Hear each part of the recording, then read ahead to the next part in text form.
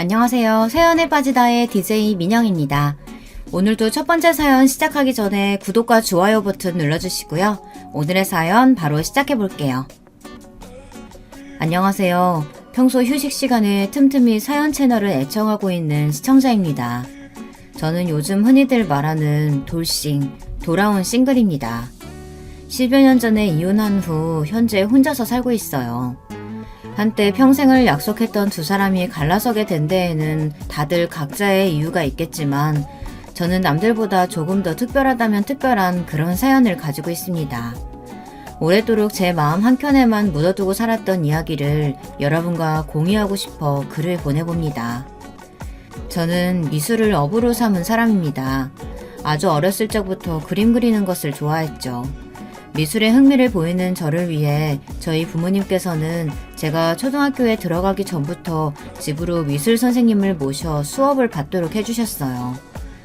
요즘에는 어린 나이에 가정 방문 수업을 받는 아이들이 많지만 제가 어렸을 적만 해도 그리 흔한 경우는 아니었습니다.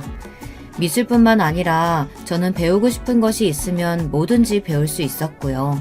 가지고 싶은 것이 있으면 뭐든 가질 수 있었습니다. 사업을 하시는 아버지 덕에 부유한 환경에서 자라났거든요. 흔히들 말하는 부잣집 아가씨였죠. 늦둥이 외동딸로 태어난 저는 어렸을 적부터 부모님의 기대와 사랑을 한몸에 받고 자랐습니다. 초등학교에 입학한 후에는 조금 더 전문성이 있는 미술학원에 다니기 시작했고 모든 사생대회에서 상을 휩쓸어 왔습니다.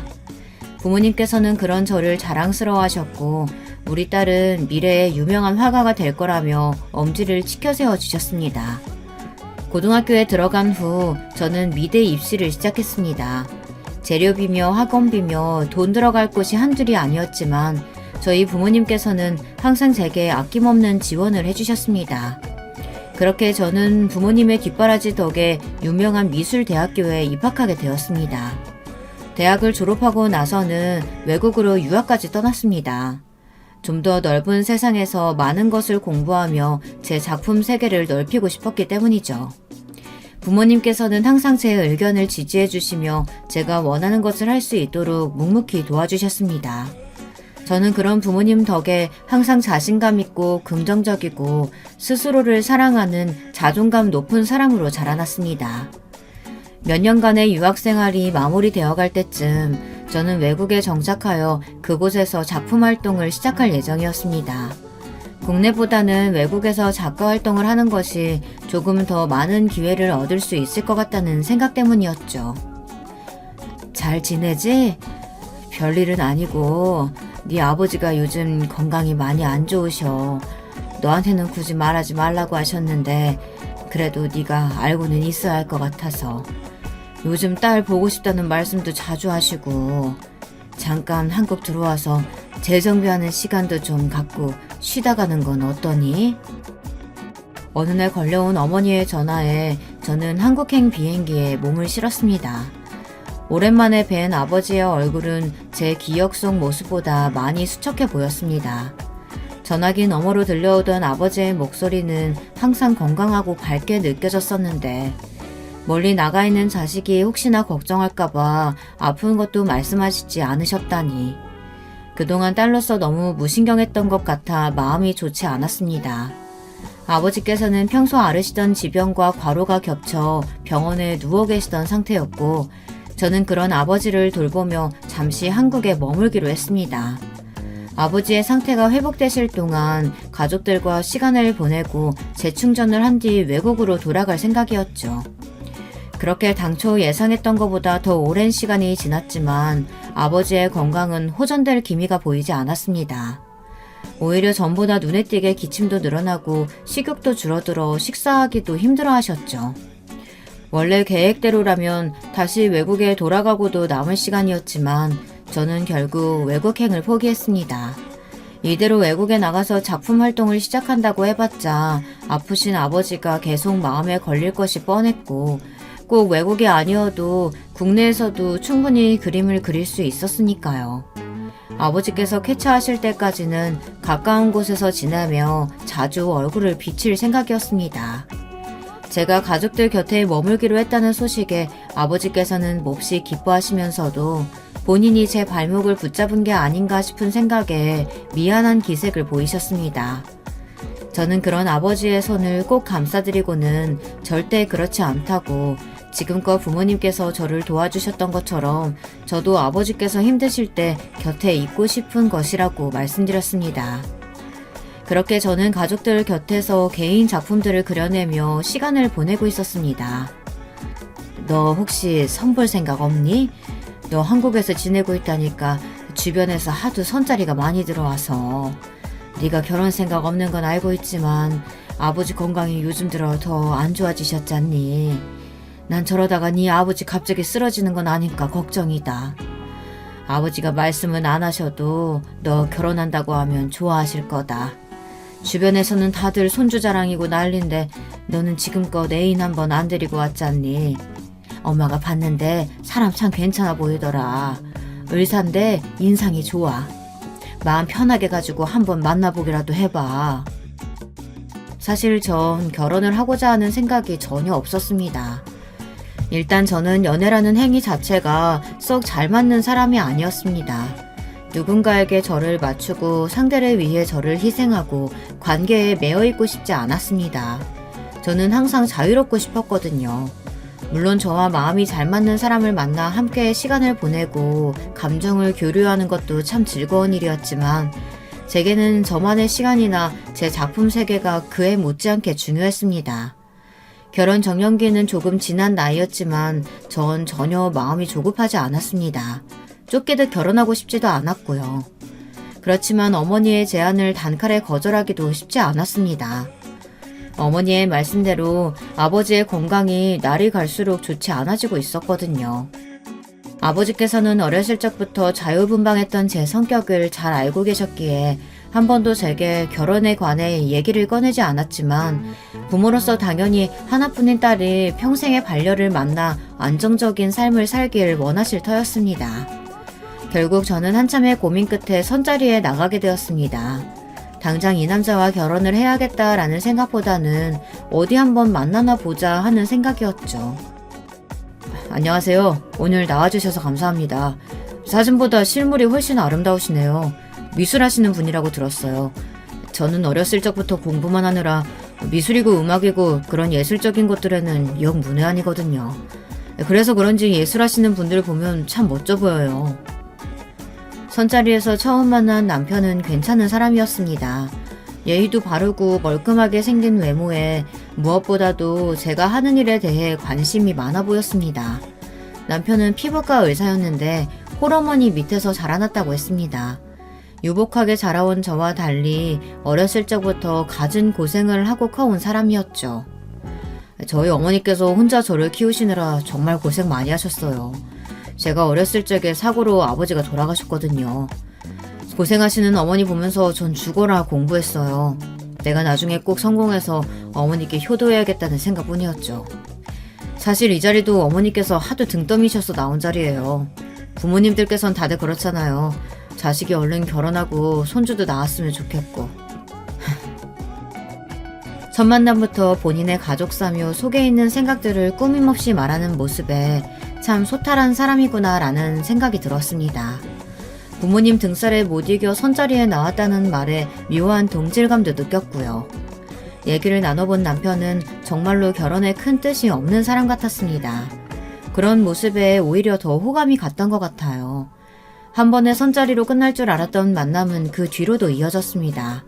저와 남편은 대화가 잘 통했고 결혼에 대한 가치관도 비슷했습니다. 결혼을 하더라도 각자의 시간과 의견을 존중해주고 집안일이나 육아도 한쪽에만 짐을 지우는 것이 아니라 서로 잘 분담하기를 원했습니다. 결국 그렇게 만남을 이어가던 저와 남편은 결혼을 약속하게 되었습니다. 부모님께서는 저의 결혼 소식에 몹시 기뻐하셨어요. 특히 아버지께서 눈에 띄게 건강이 좋아지셨습니다. 제 결혼식 전까지 회복해서 멋지게 신부 입장을 함께하고 싶어 하셨죠. 네? 강남에 병원을 내달라고요? 그래 세아가 내가 뭐 못할 말 했니? 왜 그렇게 놀라고 그래? 듣자하니 집에서 그림이나 그리면서 지낸다며. 의사 남편 얻으려면 이 정도는 당연히 해와야 하는 거 아니겠어? 잘 사는 친정 냅두고 어디다 써먹게? 많은 거 안 바란다. 강남에 병원 하나, 그리고 내 아들 출퇴근하기 편하게 근처에 아파트 하나 해와라. 어머니 갑자기 이러시면 곤란해요. 강남에 병원이랑 아파트가 한두 푼도 아니고. 너 결혼하고 나서도 집안일이며 육아며 다 안 하겠다고 했다며? 집에서 내조 하나도 안 할 거면 결혼하면서 그 정도는 해와야 하는 거 아니야? 어머니, 제가 집안일이랑 육아를 안 하겠다는 게 아니고요. 서로 잘 분담해보자는 이야기였어요. 요즘은 시대가 바뀌어서 옛날이랑 달라요. 집에서 내조만 하면서 사는 여자들 별로 없어요. 시끄럽다. 듣기 싫으니까 내 아들이랑 결혼하려면 강남에 병원이랑 아파트 해와. 아니면 죽어도 결혼시킬 마음 없다. 시어머니께서 갑자기 고집을 부리시는 통에 머리가 아팠습니다. 강남의 병원에 아파트라니. 물론 아버지께 말씀드리면 준비하는데 큰 어려움은 없겠지만 제가 뭐가 부족하다고 이렇게까지 시어머니 비위를 맞춰가며 결혼을 해야 하는지 기분이 썩 좋지는 않았습니다. 남편은 그런 시어머니를 애써 변호하며 어머니께서 혼자 자신을 키우느라 성격이 많이 드세지셨다. 고집이 하도 세셔서 본인 말도 듣지 않는다. 당신이 이번 한 번만 눈 딱 감고 어머니 요구 들어주면 결혼하고 나서 평생 당신한테 다 바치고 감사하며 살겠다 애원을 했습니다. 처음에는 단호하게 거절하려던 저도 점점 마음이 흔들렸습니다. 제 결혼 소식에 기뻐 벌써부터 신부 입장 준비를 하시는 아버지도 그렇고 남편처럼 제 가치관을 존중해줄 만한 결혼 상대를 다시 만날 수 있을까 그런 불안감도 있었죠. 결국 저는 시어머니의 요구를 부모님에게 알렸고 제 예상대로 부모님께서는 흔쾌히 병원과 아파트를 준비해 주시겠다 하셨습니다. 평생 혼자 늙어 죽을 것 같던 딸이 결혼을 하겠다는데 뭔들 못 해주시겠어요. 부모님을 위한 결혼이었지만 결국에는 또 부모님께 도움을 받는구나 하는 생각에 마음이 무거웠습니다. 과정이 어찌되었든 그렇게 저는 남편과 결혼에 성공했고 부모님께서는 약속대로 강남의 피부과를 개원해 주셨습니다. 남편과 저는 병원과 가까운 곳에 위치한 신축 아파트에서 신혼생활을 시작했어요. 남편은 결혼 전 약속했던 대로 제게 간섭을 한다거나 집안일 등을 요구하지 않았습니다.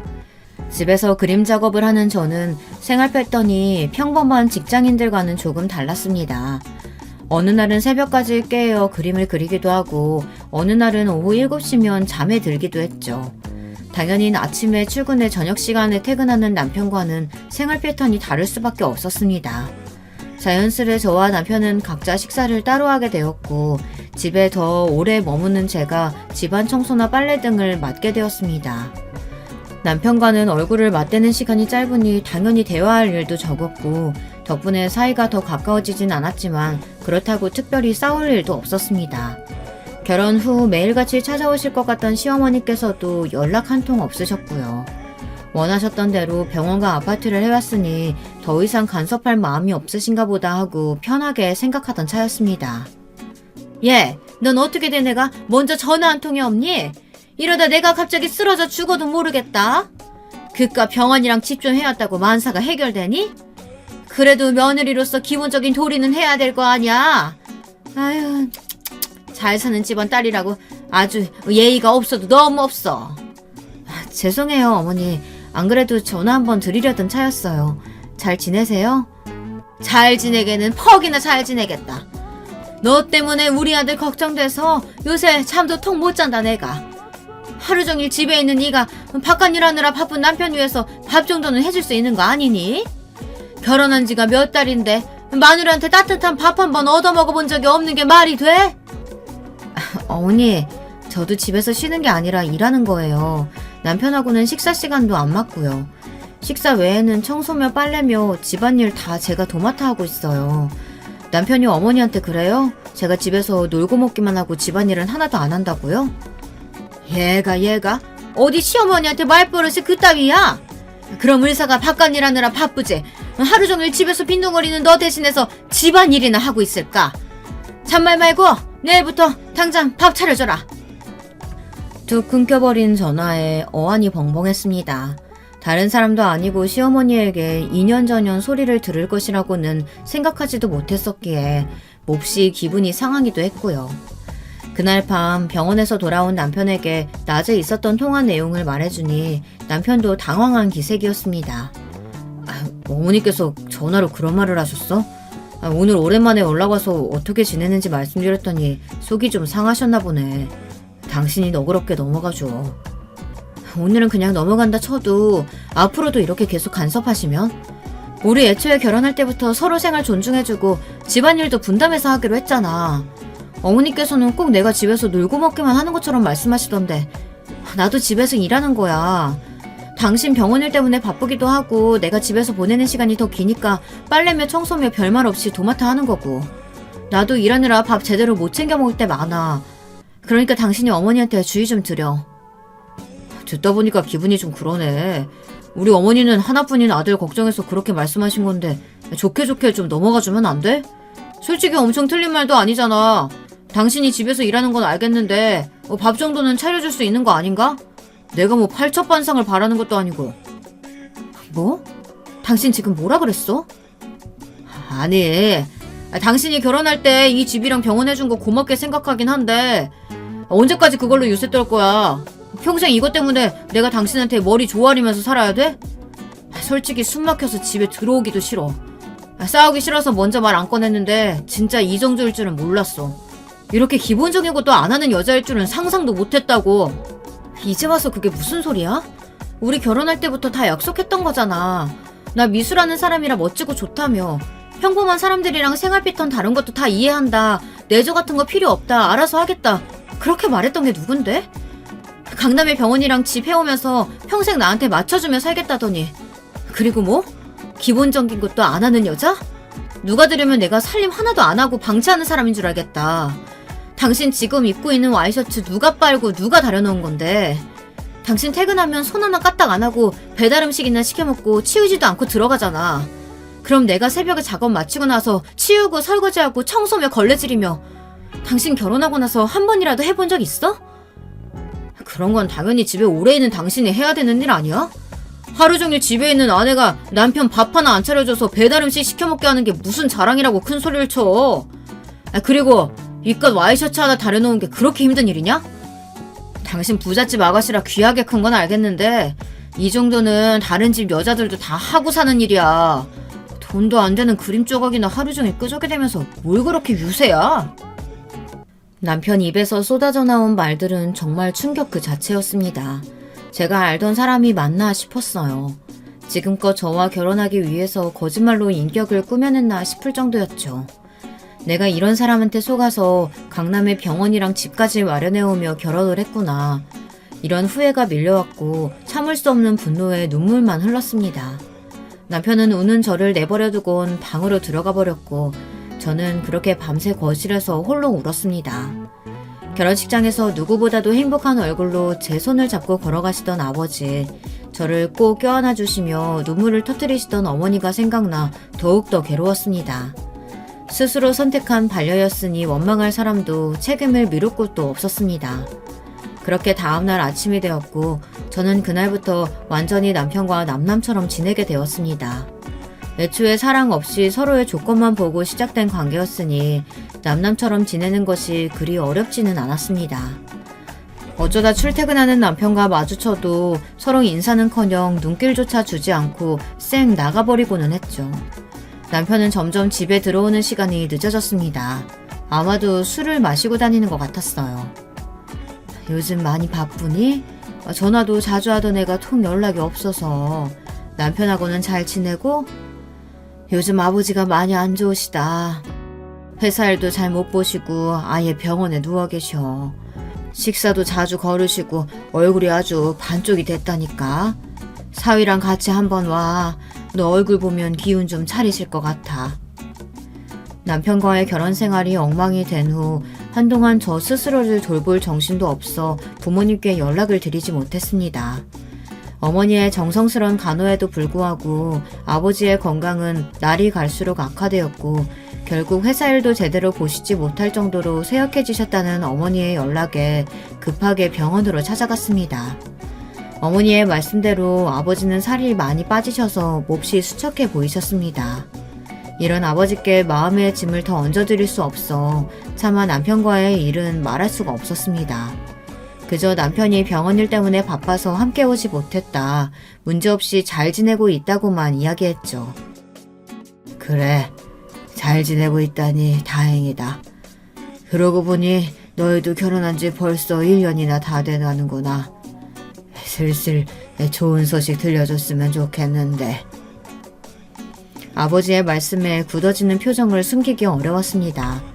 결혼을 했으니 당연히 다음으로는 손주를 기대하실 차례였죠. 아버지 입장에서는 당연한 바람이었지만 그 말씀에 저는 마음이 너무나 무거웠습니다. 대화조차 하지 않는 남편과의 사이에서 어떻게 이세가 생길 수가 있겠어요.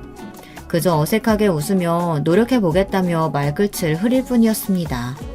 그렇게 짧은 만남을 뒤로하고 집에 돌아오자 정적이 저를 반겨주었습니다. 분명 부부가 함께 살고 있는 집이었지만 아무런 온기가 느껴지지 않았어요.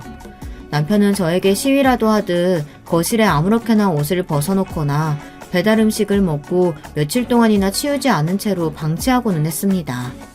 결국 보다 못한 제가 몇 번 음식을 치우기도 했지만 이러다가는 끝이 없을 것 같아 신경을 끄기로 했죠. 제가 사용하는 작업실이나 주방, 화장실 같은 공간은 깨끗하게 관리했지만 남편이 쓰는 방이나 서재는 일절 들어가 보지도 않았습니다. 보나마나 더러운 꼴일 것이 뻔했죠. 평생 공부만 하며 자라왔다는 남편의 말대로 남편은 기본적인 집안일조차 할 줄 몰랐거든요. 아마 사소한 것까지 모두 시어머니의 손을 타며 자라온 것 같았습니다. 점점 귀가 시간이 늦어지던 남편은 외박하는 일도 잦아졌습니다. 병원에서 먹고 지내는지 아니면 시댁에 가서 자고 오는 건지 알 수가 없었어요. 여보, 내가 그동안 잘못했어. 당신 친정에서 해준 병원, 집, 이렇게 커다란 은혜를 받고도 내가 잠시 미쳤었나 봐. 한동안 당신하고 냉랭하게 지내보니 이제야 알겠어. 나 당신 사랑해. 이제 다시는 당신한테 집안일이다 뭐다 그런 소리 안 할게. 당신 밥까지 내가 차릴게. 그러니까 우리 다시 예전처럼 돌아가자. 이혼할 거 아니잖아. 부부처럼은 살아야지. 장인어른 몸도 편찮으신데 잘 사는 모습 보여드리자. 어? 무슨 바람이 분 건지 그렇게 밖으로 나돌던 남편이 갑자기 제게 용서를 구하더라고요. 저도 의미 없는 결혼 생활에 슬슬 지쳐가던 차였습니다.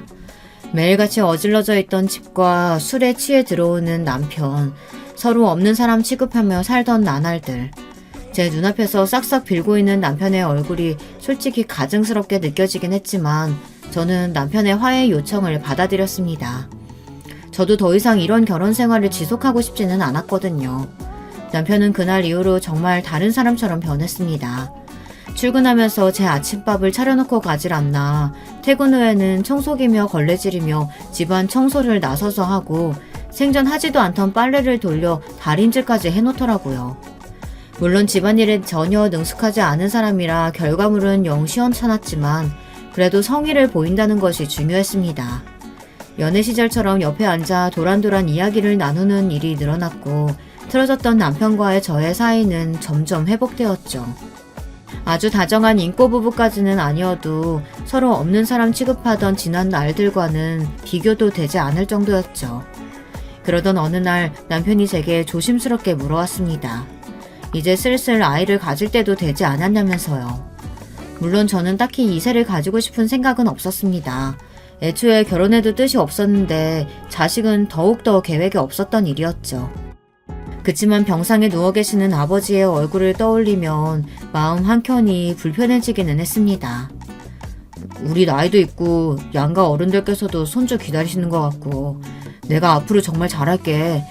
아이 가지면 분명 우리 사이도 끈끈해질 거야. 당신 닮은 예쁜 아기 낳고 싶어. 우리 같이 노력해보자.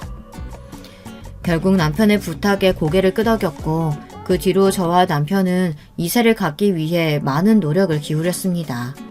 아이를 갖기에 그리 젊은 나이는 아니었지만 얼마 지나지 않아 운이 좋게도 임신이 되었고 이 소식을 들으신 아버지께서는 몹시 기뻐하셨습니다.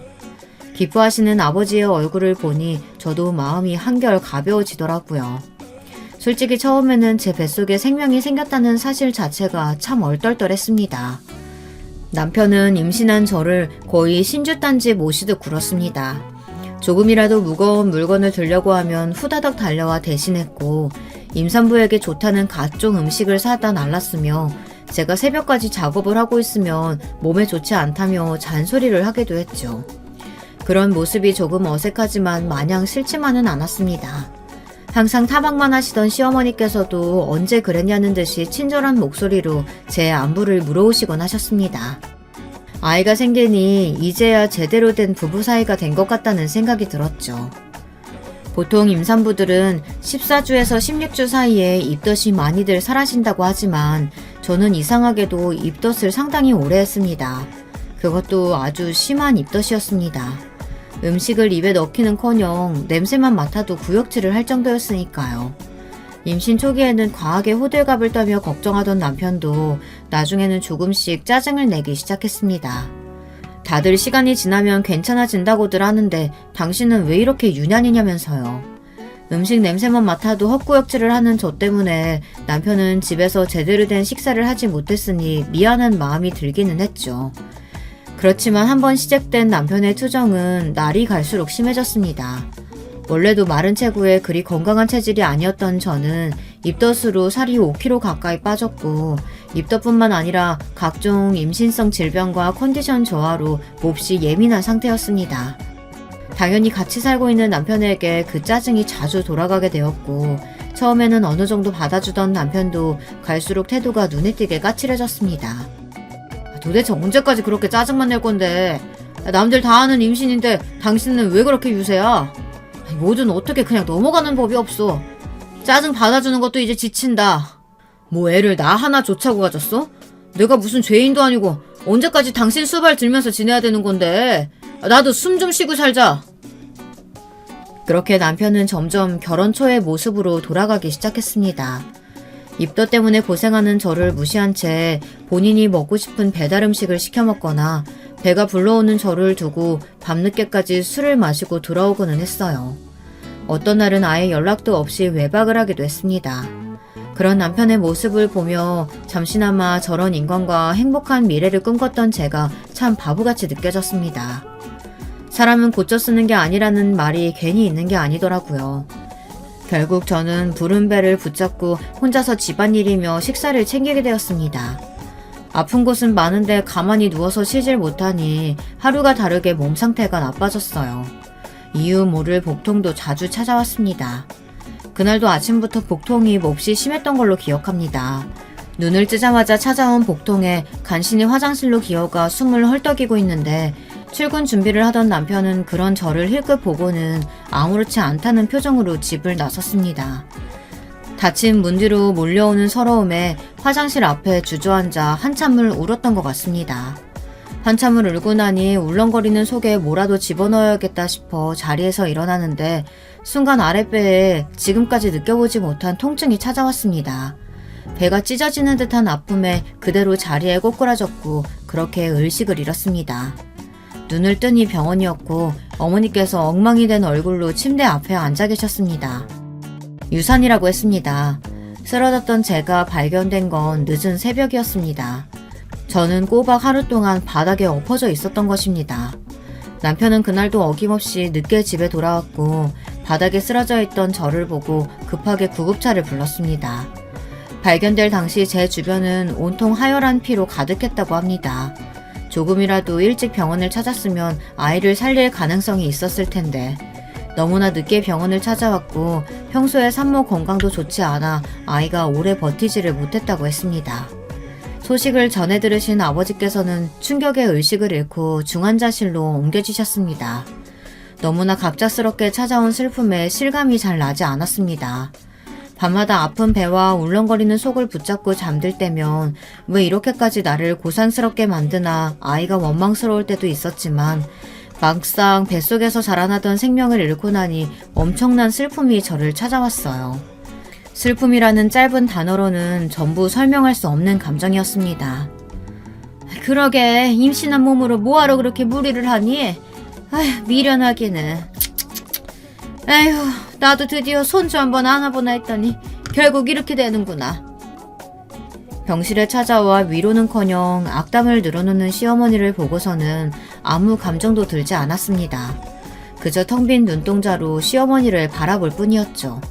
그건 남편에게도 마찬가지였습니다. 더 이상 남편이 원망스럽거나 섭섭하게 느껴지지 않았어요. 당시 저에게는 세상 그 어느 것도 의미 있게 느껴지질 않았습니다. 그렇게 좋아하던 그림도 손에 잡히질 않았고 하루 종일 멍하니 앉아서 아무것도 하지 않고 하루를 보낼 때가 많았습니다. 예, 어쩜 좋으니 아버지 회사가 부도가 났단다. 불행은 불행을 찾아온다고 했던가요? 엎친 데 덮친 격으로 얼마 지나지 않아 아버지께서 운영하시던 회사가 부도가 났습니다. 아버지께서 병상에 누워 계시는 틈을 타 부장 한 명이 운영자금을 빼돌려 달아났다고 했습니다. 수장이 없는 회사는 급격하게 흔들렸고 결국 그대로 파산을 맞고 말았죠.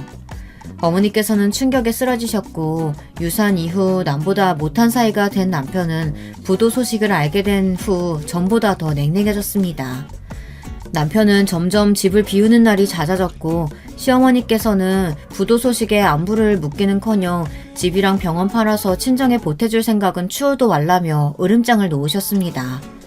몸과 마음이 모두 지쳐가던 저는 결국 자리에 눕게 되었고 제가 손을 놓자 점점 쌓여가는 집안일에 남편이 연락을 드렸는지 얼마 지나지 않아 시어머니께서 저희 집을 방문하셨습니다. 시어머니께서는 집에 들어서자마자 숟가락 하나 들 힘조차 없던 제게 남편 밥은 어떻게 하고 있냐, 집안 꼴이 이게 뭐냐 잔소리를 쏟아내셨습니다. 그런 시어머니를 상대하기에 너무 지쳐있던 저는 그저 죄송하다며 고개를 숙이고는 방에 들어가 죽은 듯이 누워있었죠. 언제까지 저런 애랑 같이 살래? 집이며 병원이며 뽑아먹을 것도 다 뽑아먹었잖아. 더 이상 나을 것도 없는 집구석에 애 하나 제대로 낳기를 해, 내조를 잘하기를 해. 네가 저번에 보여줬던 걔보다 나을 게 하나도 없다. 번듯한 병원도 있고 집도 있겠다. 빨리 이혼하고 걔랑 재혼해서 떡두꺼비 같은 아들 하나 딱 낳으면 좋겠구만. 걔는 뭐하는 집안 딸이라니? 어머니 목소리 좀 낮추세요. 그래도 아직 이혼도 안 했는데 간통자로 집어넣겠다고 난리라도 치면 어떡해요. 제가 알아서 잘 정떨어지게 굴어볼 테니까 걱정하지 마세요. 저 사람 입에서 먼저 이혼 소리 나오게 할게요. 열린 문틈 사이로 들려오는 두 사람의 대화 소리에 눈물이 볼을 타고 흘러내렸습니다. 내가 겨우 이런 꼴을 보자고 피 같은 아버지 재산으로 저딴 연놈들에게 병원과 집을 가져다 바쳤구나. 과거의 스스로가 너무나 원망스럽고 비통했습니다. 가장 비참했던 것은 두 사람의 대화를 전부 들었음에도 자리에서 일어나 큰 소리로 따질 수가 없다는 사실이었습니다. 툭 치면 쓰러질 것 같은 몸뚱이에 병상에 누워 계시는 부모님, 부도난 아버지의 회사, 얼마 전 하늘로 떠나보낸 아이.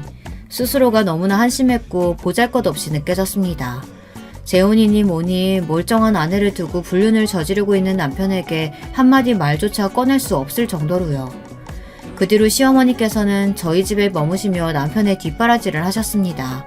방에 누워있는 제가 사람처럼 느껴지지도 않는 건지 아예 투명인간 취급을 하셨죠. 두 사람은 거실에서 종종 남편의 내연녀 이야기를 꺼냈고 사실상 저보고 들으라는 듯이 말하는 투였습니다. 우리 이혼하자. 당신이나 어머님이나 내가 알아서 떨어져 주기를 바라는 것 같은데 원하는 대로 해줄게. 대신 우리 친정에서 해준 이 집이랑 병원 돌려줘. 결국 먼저 이혼 이야기를 꺼낸 것은 저였습니다. 이대로 이 집에서 유령 취급 받으며 사느니 차라리 마음 편히 혼자 살 대로 돌아가고 싶었거든요. 그러나 병원과 집을 돌려달라는 제 말에 두 사람은 코웃음을 쳤습니다. 예, 너 뭔가 단단히 착각하고 있는 모양인데 병원 계약이며 사업자며 이 집 명의며 전부 우리 아들 이름으로 되어 있는데 우리가 이걸 너한테 돌려줘야 할 이유가 뭐니? 게다가 자식 하나 제대로 못 낳는 여자가 뭐가 그렇게 살랐다고 눈에 쌍심지를 펴고 이혼 얘기를 꺼내? 죄송합니다. 싹싹 빌면서 사정에도 모자를 파네. 어머님, 아무리 명의가 다 남편 이름으로 되어 있다고 해도 전부 결혼 후에 저희 친정에서 마련해준 것들이잖아요. 어머니께서 원하시는 대로 이혼해 드릴 테니 그 여자 데려와서 애 낳게 하세요. 일부러 저 들으라고 계속 얘기하시는 거 아니에요? 짝 하는 큰소리와 함께 볼이 얼얼해졌습니다. 태어나 처음으로 맞아본 따기에 눈앞이 캄캄해졌죠. 그대로 바닥에 쓰러지듯 엎어지고 나서야 상황 파악이 되더군요. 가진 거라곤 부모 돈밖에 없던 년이 손에 쥔 게 없으니 이제 눈에 뵈는 게 없나 보지? 그래, 네 말대로 훨씬 참한 며느리 데려다 손주 볼 테니까 좋은 말로 할 때 알아서 떨어져 나가라. 너 같은 애한테 돌려줄 건 아무것도 없으니까. 눈앞이 핑핑 돌고 눈물이 쏟아졌습니다. 바닥에 엎드려 숨을 헐떡이는 저를 짐승 쳐다보듯 내려다보던 남편의 눈빛이 아직도 생생합니다. 저는 그저 그 상황에서 빨리 벗어나고 싶었습니다. 부모님께서 멀쩡히 제 곁에 계셨다면 재살 분할 소송을 하든 간통죄로 고소를 하든 최소한의 무언가를 더 시도해보려 했겠지만 당시 제게는 그럴 만한 힘도 의지도 없었습니다. 결국 저는 그렇게 제가 가져왔던 것들을 모두 잃은 채로 남편과 갈라섰습니다. 솔직히 말하자면 나쁜 생각도 많이 했습니다. 그러나 병상에 누워 계시는 부모님을 생각하며 죽을 힘으로 버텼습니다. 저마저 잘못되면 아프신 부모님을 돌볼 사람이 아무도 없다는 생각에 억지로라도 잘 지내보려고 애썼죠. 그렇게 시간이 흘렀고 하늘이 저를 불쌍히 여겨주신 건지 일식이 없으시던 아버지께서 기적처럼 눈을 뜨셨습니다. 그날 아버지 품에서 얼마나 많은 눈물을 쏟아냈는지 기억도 나지 않습니다. 얼마 지나지 않아 어머니께서도 기운을 차리고 일어나셨고 그렇게 저희 가족은 다시 3명이 됐습니다. 제가 빈손으로 쫓겨나듯 이혼당했다는 사실을 전해 들으신 아버지께서는 몹시 분노하셨습니다. 당장 병원으로 찾아가겠다며 일을 가시는 아버지께 저는 아버지께서 눈을 뜨신 것만으로 충분하니 한동안 몸 관리에만 신경 쓰시라 간곡히 부탁을 드렸습니다. 길길이 날뛰시던 아버지께서는 제 간절한 부탁에 결국 고집을 꺾으셨고 태어나시자마자 다시 사업일에 뛰어드셨습니다. 아버지께서는 워낙 사업 수완이 좋으신 분이었고 회사 일을 오래 하시며 다양한 인맥을 쌓으셨기에 다시 사업 기반을 다지는 것은 크게 어려운 일이 아니었습니다. 물론 규모는 예전에 운영하던 회사와 비할 바가 못됐지만 휘청이던 저희 집안은 어느 정도 안정감을 찾게 되었죠. 그 과정에서 부모님께서는 몇 번이고 제게 남편과 시어머니 얘기를 꺼내셨지만 저는 그럴 때마다 이미 다 지난 일이라 생각한다. 그 사람들과는 이제 엮이고 싶지 않다며 딱 잘라 말했습니다. 그렇게 10여 년의 시간이 빠르게 흘러갔고 저는 부모님 곁에서 제 작품을 그리며 제대로 된 작가 활동을 하기 시작했습니다. 좋은 기회로 큰 전시에도 여러 번 참여했고 점점 더 이름이 알려지자 작품이 하나둘 팔리기 시작하며 벌이가 생겨났죠. 아버지의 사업도 크게 번창해서 전에 회사보다 훨씬 더 큰 규모가 되었습니다. 행복과 안정감을 찾기 위한 결혼이었는데 오히려 이혼을 하고 나서 작가 활동이며 아버지 회사며 모든 일들이 더 술술 잘 풀렸죠. 전해 듣기로 남편은 그때 그 내연녀와 재혼하여 아이도 낳고 잘 살고 있다고 했습니다. 부모님께는 괜찮다고 말씀드리긴 했지만 가끔 남편과 시어머니 그리고 얼굴도 모르는 그 내연녀와 아이를 생각하면 가슴 한켠에 원망과 억울함이 차오를 때가 있었습니다. 행복하게 살고 있을 그들을 생각하면 때로는 분노가 치밀기도 했죠. 그러나 그럴 때마다 이미 다 지나가 버린 일이다. 나와는 이제 상관없는 사람들이다 생각하며 애써 마음을 진정시키고는 했습니다. 오늘 저녁에 중요한 약속이 있으니 최대한 잘 차려입고 나와라. 그러던 어느 날이었습니다. 중요한 저녁 약속이 있다는 아버지의 말씀에 의문이 들었지만 일단 시키는 대로 예쁘게 차려입고 약속 장소를 향했습니다. 이전에도 몇 번 사업 관계자분들이나 아버지 친구분들을 뵌 적이 있어 그런 류의 만남인 줄로만 생각했죠. 약속 장소는 굉장히 고급스러운 한정식 집이었고 아버지를 따라 들어간 방에는 생각지도 못했던 사람이 앉아 있었습니다. 당신들이 여긴 어떻게? 10년 만에 만나는 남편은 몹시 당황스러워 보이는 얼굴이었습니다. 이 상황이 당황스럽기는 저도 마찬가지였죠. 그러나 아버지께서는 예상하시고 계셨다는 듯 덤덤한 표정이셨습니다. 부녀가 다정하게 나들이라도 나왔나 봅니다. 이런 비싼 식당을 다 오고. 어디 돈 많은 놈 물어서 재혼이라도 한 모양이죠? 방을 착각한 모양인데 저는 아주 중요한 약속이 있어서요. 그닥 반가운 사이도 아닌데 빨리 나가주시죠. 10년 만에 만난 장인한테 한다는 말이 겨우 그건가? 혹시나 했지만 역시나 일말의 선처도 해줄 필요가 없어 보이는걸. 장인은 무슨, 저 사람이랑 갈라선 지가 언젠데. 그리고 선처라니, 오래 자리에 누워 계시다 보니까 머리가 어떻게 되기라도 하셨어요? 중요한 만남 있으니까 당장 딸 데리고 나가시라고요. 자네, 오늘 건물주 만나러 나온 자리 아닌가? 그걸 어떻게? 아버지께서는 테이블 위로 종이봉투를 툭 던지셨습니다. 바로 내가 그 건물주거든. 연장 계약서네. 지금 자네가 나와 딸 앞에서 벌레처럼 납작하게 엎드려 빌면 작성할 마음이 조금 생길지도 모르겠는데.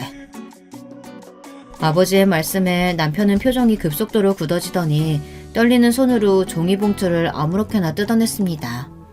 종이봉투 안에 들어있던 서류는 아버지 말씀대로 병원 연장 계약서였습니다. 벌벌 떨며 계약서 내용을 확인하던 남편은 이내 저와 아버지를 죽일 듯이 노려보더군요. 여기 병원 닫는다고 내가 다시 병원 못 열 것 같아? 어차피 보증금 돌려받으면 대출 좀 받아서 다른 곳에서 열면 되는 일이야. 겨우 이런 걸로 뭐? 벌레처럼 엎드려서 빌어? 남편은 들고 있던 서류를 아무렇게나 바닥에 팽개친 뒤 자리에서 벌떡 일어섰습니다. 금방이라도 주먹을 휘두를 듯한 모습에 심장이 쿵쾅쿵쾅 뛰었죠. 그래? 그렇지 않아도 요즘 병원 장사가 잘 안 되는 걸로 알고 있는데 손님들이 아주 불만이 많다지? 새로운 곳에 터 잡고 개원한다고 한들 단골이 하나도 없는데 이전처럼 병원 운영이 될까? 당신 뭐야? 요즘 병원에 이상한 소문 퍼뜨린 게 당신이야? 어? 당신들 영업방해죄로 싹 다 고소할 거야. 내가 가만 안 둘 거라고! 아버지의 말에 당황한 기색이 역력해 보이던 남편은 소리를 지르고는 도망치듯 방을 뛰쳐나갔습니다. 도무지 이해가 되질 않는 상황에 혼란스러운 눈으로 아버지를 바라보니 아버지께서는 그제야 제게 그동안의 일들을 말씀해 주셨습니다. 10년 전 부모님께서 병상에 누워 계시고 제가 빈손으로 이혼당했던 그때부터 아버지께서는 복수의 칼날을 갈아오셨다고 합니다. 너는 괜찮다고 다 지난 일이라고 말하긴 했지만 어떻게 이런 일을 당하고도 속이 괜찮을 수가 있겠니? 가만히 묻어둔다고 해결될 상처가 아니야. 나는 네 속이 그렇게 까맣게 타들어가는 꼴 도저히 두고 볼 수 없었다. 아버지께서는 차곡차곡 모아오셨던 돈으로 계약이 끝나는 시점에 맞춰 남편의 병원 건물을 구입하셨습니다. 다행히도 해당 건물에 원래 건물주와 친분이 있던 사이라 매매가 수월했죠. 그리고 남편에게 월세를 5배 올리지 않으면 재계약은 없을 것이라고 통보했습니다. 그렇지 않아도 최근 들어 병원에 도는 이상한 소문들로 손님이 부쩍 줄어들었던 탓에 사정이 어려웠던 남편은 건물주를 설득하기 위해 자리를 마련했던 것이었죠. 병원에서 도는 소문들이란 남편의 피부과에서 진료를 받고 오히려 상태가 좋지 않아졌다거나 싸구려 제품들을 사용한다거나 원장이 직접 진료를 보지 않고 간호사들에게 전부 맡기고 다닌다는 등 대부분 병원 서비스에 관련된 이야기들이었습니다. 남편을 음해하기 위해 거짓으로 꾸며낸 소문이신 거냐 물으니 아버지께서는 고개를 저으셨습니다. 너도 기억하지? 네 남편이 병원 처음 열었을 때 손님이 하도 없어서 내 지인들한테 소개해줬던 거 말이야. 나중에서야 전해 들었는데 그때부터 병원 서비스에 문제가 있던 모양이야. 그동안은 내 얼굴 봐서 참고 다녔었는데 다들 네가 이혼했다는 사실 알고는 발길을 끊었다고 하더라. 난 거기에 그저 몇 마디 얹어서 소문이 돌게끔 했을 뿐이지. 원래 아니 땐 굴뚝에는 연기가 나지 않는 법이야. 그렇게 저는 복잡한 마음으로 집에 돌아왔고 얼마 지나지 않아 남편은 결국 병원 문을 닫았다고 하더라고요. 아버지께서는 보증금을 남편의 아내, 즉 내연녀에게 전달했다고 하셨습니다. 사실상 아버지의 주머니에서 나온 돈인데 그 돈을 다시 돌려줘야 하다니 법이란 게 참 억울하게 느껴질 때도 있구나 하는 생각이 들었죠. 그러나 아버지께서는 그 돈은 남편의 손이 아닌 사회로 돌아갔다고 말씀하셨습니다. 무슨 말인지 이해가 잘 되지 않아 다시 여쭤보니 보증금을 받은 내연녀는 그 돈을 한 푼도 남기지 않고 전부 익명으로 기부했다고 했습니다. 그 여자랑 그놈 사이에 있던 자식 있지? 그 애가 알고 보니 그놈 친자식이 아니더라. 부인이라는 여자가 아이를 데리고 친애비를 만나러 다니더라고. 그놈 뒷조서를 하다가 우연히 알게 됐지 뭐냐. 입 다물어 줄 테니 보증금 받은 걸 그대로 기부하라고 했다. 처음엔 못하겠다고 버티더니 남편이 술집에서 다른 여자들하고 놀아나는 사진 보여주니 알겠다고 하더라. 끼리끼리 만난 거지. 개벌은 난 못 준다고. 지 새끼는 아니지만 가정도 있는 놈이 아직도 정신 못 차리고 그러고 다니고 있으니 에휴. 보증금을 돌려받지 못한 남편은 얼마 지나지 않아 어떻게 주소를 알았는지 저희 집 앞에 찾아왔습니다. 기세등등했던 모습은 어디 가고 아주 초췌한 얼굴이더라고요. 그런 남편의 옆에는 못 본 새에 몹시 수척해지신 시어머니도 함께였습니다. 두 사람은 아스팔트 위에 무릎을 꿇고는 제 앞에 머리를 바짝 숙였습니다. 내가 정말 잘못했다, 아가. 너한테 죽을 죄를 지었어. 제발 한 번만 도와주렴. 내가 이렇게까지 빌 테니 제발. 이 늙은이가 불쌍하지도 않니? 불쌍하기는요. 불쌍한 건 당신들 손에 빈털터리로 쫓겨났던 10년 전의 저겠죠. 아니, 이제 보니 좀 불쌍하긴 하네요. 그 연세에 다 큰 아들 뒷바라지 하시느라 아스팔트 바닥에 무릎까지 꿇으시고. 미안하다. 그때 네가 유산했을 때 내가 얼마나 가슴이 미어졌는지 모른다. 손주가 어찌나 보고 싶었는지. 그래, 맞아. 애가 무슨 죄가 있겠니. 그래도 애는 먹여 살려야 하지 않겠어? 응? 애요? 아, 그 내연녀 사이에서 나왔다던. 근데요, 어머니, 그 아이 이상하게 남편은 하나도 안 닮지 않았어요? 부인은 왜 갑자기 이유도 없이 보증금을 전부 기부해버렸을까요? 의심해 보신 적 없으세요? 당신 그게 무슨 말이야? 우리 애가 내 친자식이 아니라는 얘기야? 그걸 왜 나한테 물어봐? 돌아가서 지금 네 부인한테 물어봐야지. 남의 집 앞에서 행패 부리지 말고 빨리 꺼져. 당신, 아니 여보, 우리 예정을 생각해서라도 제발 도와주라. 나 이대로면 진짜 죽어. 내가 당신 신발이라도 할 테까? 어? 어떻게 하면 용서해줄래? 바닥에 납작 엎드려서 신발이라도 핥을 기세로 구차하게 비는 남편의 모습을 보니 너무나도 한심하더라고요. 원래도 한평생 공부만 해왔던 사람이라 병원 일 외에 다른 분야에는 문외한인 인간이었지만 그렇게 긴 세월 동안 병원을 운영해오며 일말의 저축이나 위험에 대한 대비조차 해놓지 않았던 건지 스스로 해결하려는 의지도 없이 이런 아스팔트 바닥에 노쇠하신 어머니를 무릎 꿇리는 모습을 보니 혐오감이 차올랐습니다. 내가 왜 당신 같은 인간을 용서해줘야 되는데? 난 평생 당신 용서 안 해. 지옥 같은 삶 속에서 평생을 후회하면서 살아봐. 그리고 난 빚지고는 못 사는 성격이거든. 오랜만에 만난 김에 이건 돌려줘야겠네. 짝 하는 소리와 함께 아스팔트 바닥 위로 남편이 나동그라졌습니다. 시어머니께서는 뺨을 맞고 엎어진 남편 위로 아이고 곡소리를 내며 달려드셨죠. 제가 차마 노쇠한 할머니는 못 때리겠어서 아들한테 갚아드렸습니다. 기억하시죠? 저는 이제 볼 일 없으니 돌아가세요. 다시 찾아오면 경찰 부릅니다. 그렇게 저는 집 안으로 들어가 버렸고 두 사람은 그 뒤로도 한참을 대문 앞에 앉아있다가 결국 아버지께서 부르신 경찰에게 끌려나갔습니다. 그 뒤로 전해 듣기로는 남편은 내연녀와 친자 문제로 싸우다 결국 이혼했다고 합니다. 본인도 여러 여자들과 어울려 다녔던 전적이 있어 소송이니 위자료니 말만 하다가 결국 합의 이혼으로 마무리했다고 하더라고요. 어찌됐든 의사 면허는 멀쩡하니 평범하게 작은 병원이라도 들어가 페이닥터로 살았으면 될 것을. 한때 원장이었던 자존심이 있는지 강남의 아파트를 담보로 대출을 크게 받아 병원을 새로 열었다고 했습니다. 물론 저는 일말에 관심도 없었기에 병원을 찾아가 보기는커녕 소식을 궁금해하지도 않았지만 가만히 있어도 얼마 지나지 않아 병원이 망했다는 이야기가 들려오더라고요. 저번 병원은 아버지 덕에 초반에 자리를 잡기 수월했지만 이미 손님들 사이에 안 좋은 이야기도 파다한 데다 불륜으로 2번이나 이혼당한 의사라고 강남 일대에 소문이 쫙 퍼졌다고 합니다. 당연히 병원은 파리만 날리다가 결국 폐업했고 그렇게 마지막까지 남아있던 집마저 남편의 손을 떠났습니다. 그 뒤로 한동안 소식이 없다가 얼마 전에 모르는 번호로 전화가 왔습니다.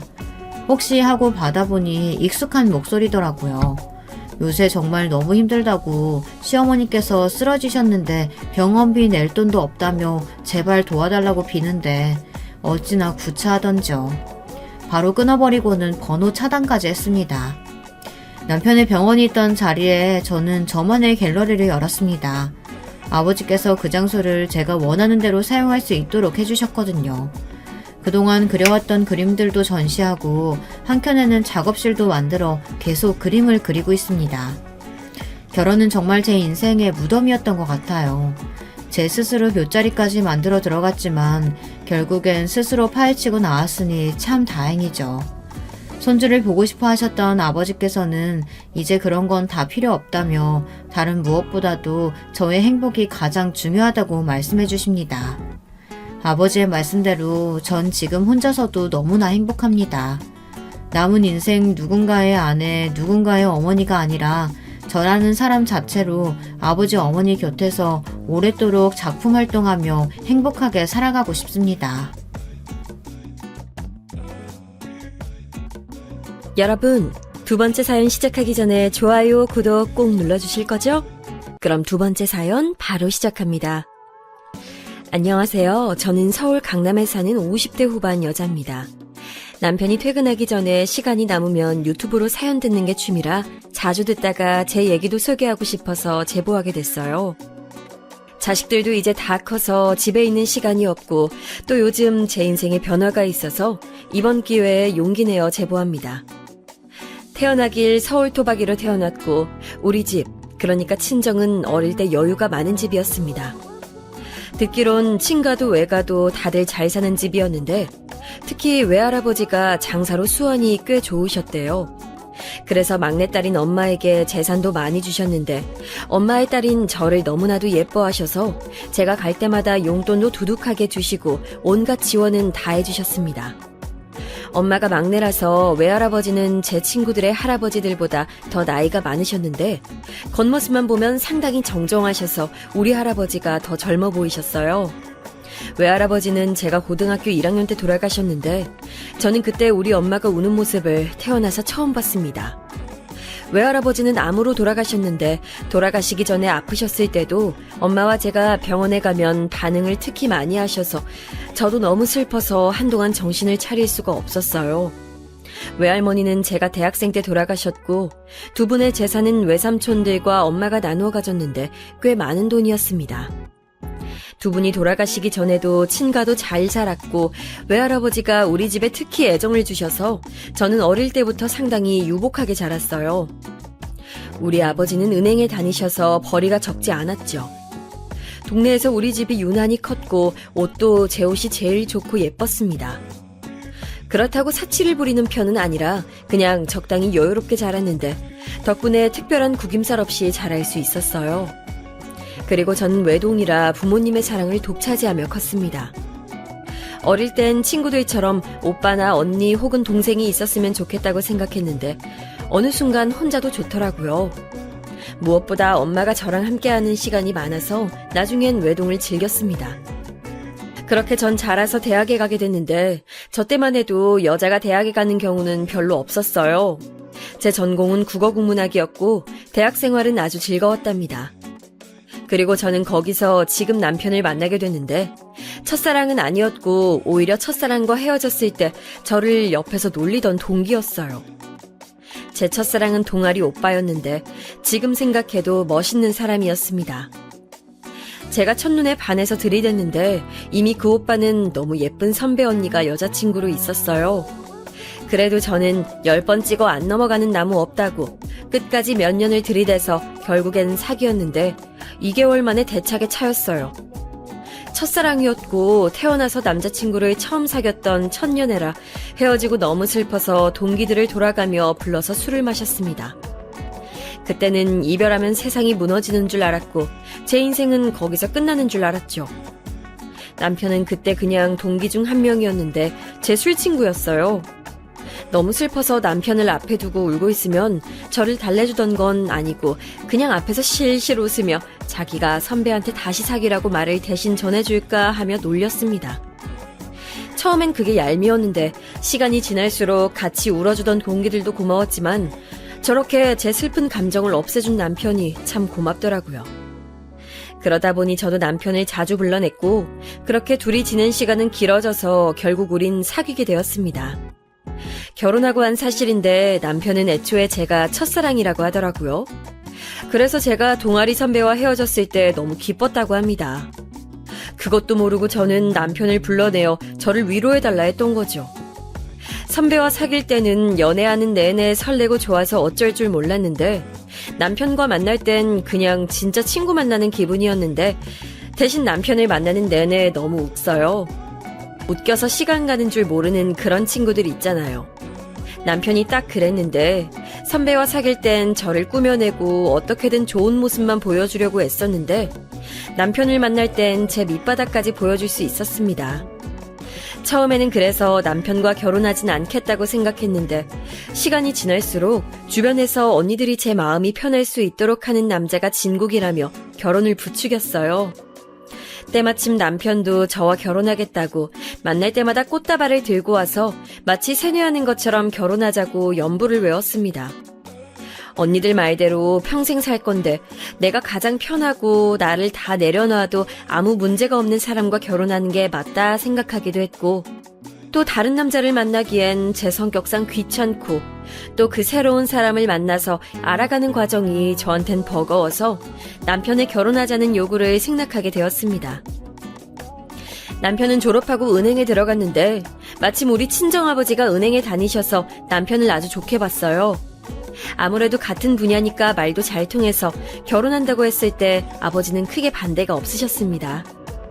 그런데 예상 밖으로 엄마가 반대하셨는데 그 이유는 바로 남편의 집안 문제였어요. 남편은 3남매였고 첫째 아들, 즉 장남이었고 아버지가 그때 이미 아프셨던 상태였습니다. 우리 외할아버지처럼 암에 걸린 건 아니었지만 지병이 많으셔서 여기저기 아프셔서 병원에 자주 입원하셨어요. 엄마는 남편도 나중에 그러면 제가 다 뒷바라지를 해야 하는데 곱게 키운 딸이 남의 집 아들 병간호하며 인생을 보내게 할 수 없다고 하셨죠. 그리고 시아버지가 돌아가시면 시어머니가 혼자 남게 되는데 그것도 싫다고 하시고 남편 밑으로 동생이 둘이나 있는데 나중에 남편에게 부담이 많이 될 수 있다며 반대하셨습니다. 무엇보다 남편의 집이 우리 집처럼 여유 있는 집이 아니라 결혼하면 우리 집에서 더 많은 지원이 올 것 같았거든요. 엄마는 그런 경제적인 이유가 나중에 분명 제 결혼 생활에 걸림돌이 될 거라고 강하게 반대하셨어요. 제가 외동딸이고 엄마가 저를 키우며 저한테 신경을 많이 쓴 것도 알고 많은 사랑을 주신 것도 당연히 알고 있습니다. 그래서 사실 남편한텐 비밀이지만 엄마가 주선한 선자리에도 나간 적이 있어요. 그런데 오히려 선을 볼 때마다 저는 남편이 아니면 안 될 것 같더라고요. 그렇게 부자라고 해서 나가면 자기 자랑 혹은 부모님 재산 자랑을 하고 사람에 대해 서로 알아가는 시간보다는 재산 자랑과 미래의 돈을 어떻게 굴릴 것인지 토론하는 현장에 가까웠습니다. 대놓고 우리 집 재산을 탐내는 사람도 있었고 전 아무 말도 하지 않았는데 본인이 앞서서 우리 집 재산과 본인 집 재산을 합치면 어느 정도 돈이 모이니 그걸로 투자하면 더 부자가 될 거라고 김칫국을 먹던 사람도 있었어요. 몇 번의 선자리 끝에 저는 엄마와 깊은 대화를 나누고 결국 엄마는 제 결정을 존중해 주셨습니다. 그러면서 이왕 결혼하는 거 인생에서 한 번뿐인데 제대로 해야 한다고 말하며 생각보다 더 많이 지원을 해주셨어요. 남편 집에서는 당연히 제가 며느리로 들어간다니까 반대하지 않았는데 시어머니 얘기를 잠깐 하고 갈게요. 시어머니가 제 사연의 핵심이라 말하고 넘어가야 합니다. 시어머니를 처음 본 건 남편의 졸업식이었어요. 제가 남편보다 먼저 졸업해서 그날 저는 졸업하지 않았는데 꽃다발을 사고 아침부터 꽃단장을 열심히 하고 남편을 축하해주러 갔는데 남편 옆에 어떤 여자가 딱 달라붙어 있었습니다. 바로 시어머니였는데 시어머니는 남편이 장남이라 그런 건지 진짜 타인이 보아도 얼마나 의지하고 아들을 사랑하는지 느낄 수 있었어요. 그걸 본 선배 언니들이 저에게 귓속말로 결혼을 다시 생각해보라고 우스갯소리를 할 정도라고 하면 이해되실까요? 저도 그 광경을 보며 마냥 기분이 좋았던 건 당연히 아니고 걱정했지만 남편이 누가 봐도 저를 많이 좋아했고 저한텐 너무 잘해줬기 때문에 주변에 만류해도 결혼하게 됐습니다. 친정에서 집을 마련해줘서 우리는 남들보다 훨씬 여유롭게 결혼 생활을 시작할 수 있었는데 확실히 경제적으로 여유가 있으니 신혼 땐 마냥 행복했어요. 오죽하면 시어머니와 시누이가 저에게 딱 봐도 건들고 기분을 상하게 하는데도 알면서도 웃으면서 넘어갈 정도였습니다. 하지만 그렇게 좋았던 기간도 3개월이 끝이었고 그 뒤로는 시댁 때문에 저는 화가 나는 사건들이 생기게 됐어요. 가장 첫 번째로는 시아버지가 아프셨다고 했잖아요. 그런데 저도 외할아버지가 병원에서 오래 계셔서 어느 정도는 알고 있었는데 병원비가 진짜 예상보다 훨씬 비쌌어요. 시댁은 이미 시아버지의 병원비를 대느라 빚도 많은 상태였는데 우리 집이 잘 사는 것을 알게 된 뒤로는 시어머니는 저에게 돈을 빌려달라고 대놓고 말했는데 마치 맡겨놓은 것처럼 부탁하더라고요. 하도 뻔뻔하게 부탁해서 어렸던 저는 이상하다고 생각하지도 못할 정도였습니다. 네 시아버지가 아프니까 지금 식구들이 얼마나 속상하니. 시아버지가 빨리 나아야 아가 너도 행복하잖아. 그치? 그러니까 조금만 도와줘. 시어머니는 그렇게 저한테 종종 돈을 가져가셨는데 이왕 결혼한 거 저는 잘 보이고 싶은 마음도 있었고 무엇보다 돌아가신 외할아버지가 생각나서 돈을 줬습니다. 엄마가 저에게 혹시 살면서 무슨 일이 생기면 쓰라고 하셨던 비상금이 있는데 그 돈은 결혼 전에 제가 성인이 되자마자 주신 돈이었어요. 그걸 대학생 때 딱히 쓸 일이 없었는데 남편도 모르는 돈이라 쉽게 시어머니에게 줄 수 있었습니다. 저는 여유로운 집안 형편에 맞게 사치를 부리지도 않았고 애초에 저를 꾸미는 것에 딱히 관심이 없었거든요. 그런데 시어머니는 제가 돈을 몇 번 빌려주니까 제가 지갑으로 보였던 건지 돈을 빌리는 빈도가 늘어나고 돈의 액수도 점점 커져 제 비상금은 금방 바닥을 보이게 됐습니다. 엄마가 알면 뭐라 하실 것 같아 거짓말을 하고 아버지에게 말해 도와주기도 했는데 그러니까 더 시어머니의 요구는 날이 갈수록 늘어났고 결국 저는 남편과 엄마에게 털어놨는데 그 계기로 아이가 생기기 전에 이혼할 뻔도 했어요. 엄마는 이게 무슨 일이냐고 화냈고 아버지도 이유가 그거인 줄 몰랐다며 주라는 대로 다 주면 어떡하냐고 저를 혼내셨습니다. 이 사실을 알고 남편도 시어머니에게 왜 자기 몰래 며느리에게 돈을 가져가냐고 화내고 집안이 뒤집혀서 난리도 아니었어요. 신혼 때고 또 그냥 앞으로 이러지 말자고 자세한 액수는 제가 말하지 않았기 때문에 그냥 넘어가게 됐는데 이 계기로 시어머니와 제 사이가 조금 어색해졌습니다. 나중에 알게 된 사실로는 그 돈이 오로지 시아버지의 병원비로 쓰인 게 아니고 시누이의 옷을 사는데도 사용이 됐다고 하더라고요. 그때 저는 전혀 몰랐기 때문에 순진하게 우리 외할아버지처럼 아파서 돌아가시는 경우가 없도록 병원비라고 생각하고 돈을 넘겼습니다. 시아버지는 아파서 병원에 입원도 자주 하셨고 집에 있어도 기운이 없어 저에게 뭘 바라거나 하지 않았어요. 그냥 당신의 아들과 결혼해줘서 고맙다는 말을 오히려 하셨죠. 남편은 3남매 중 장남이라 동생이 둘이었는데 제가 결혼했을 땐 둘째 도련님은 대학생이었고 막내 시누이는 고등학교를 졸업하고 동네 회사에서 경리로 일하고 있었어요. 남편은 우리 친정에서 집을 사줘서 따로 살았는데 시동생들은 아직 시어머니랑 살고 있었거든요.